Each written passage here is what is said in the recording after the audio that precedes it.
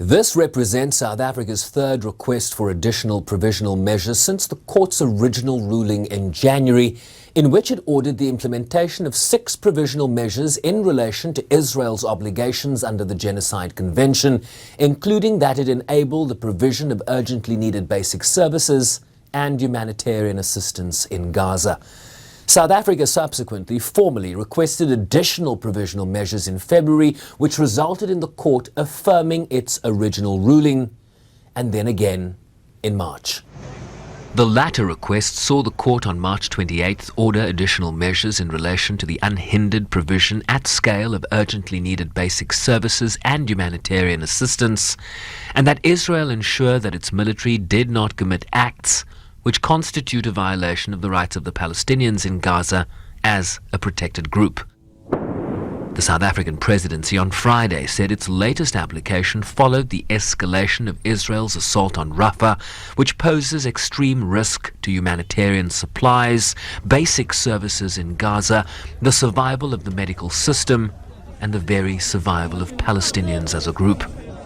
We have made a further application because the attack on Rafah is a big concern to us, and we've decided once again to approach the court to issue an injunction to stop the slaughter of Palestinians in Rafah. We see this as collective punishment, and something must be done to stop what is happening with so many Palestinians being killed, women and children and civilians. So that is why we are going once again to the International Court of Justice, and we do hope that this time Israel will heed the injunction of the International Court.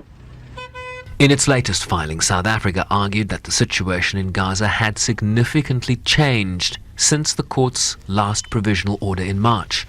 It further contends that the attack on Rafah, which has already seen more than 350,000 people displaced in recent days, would further worsen the prevailing situation and cause irreparable harm to the rights of Palestinians.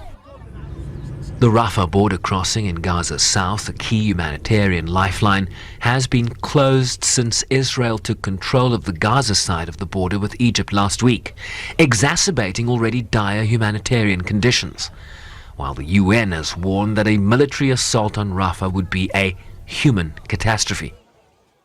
For its part, Israel insists it's acting in accordance with international law in Gaza, that it seeks to keep civilian casualties to a minimum.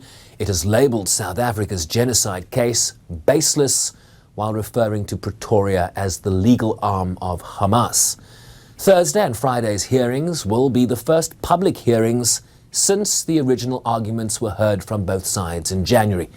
Officials have confirmed that the Director General of the Department of International Relations, Zane Dangor, will be in The Hague for the hearings, accompanied by South Africa's legal team. Sherwin Bryce-Pease, SABC News, New York.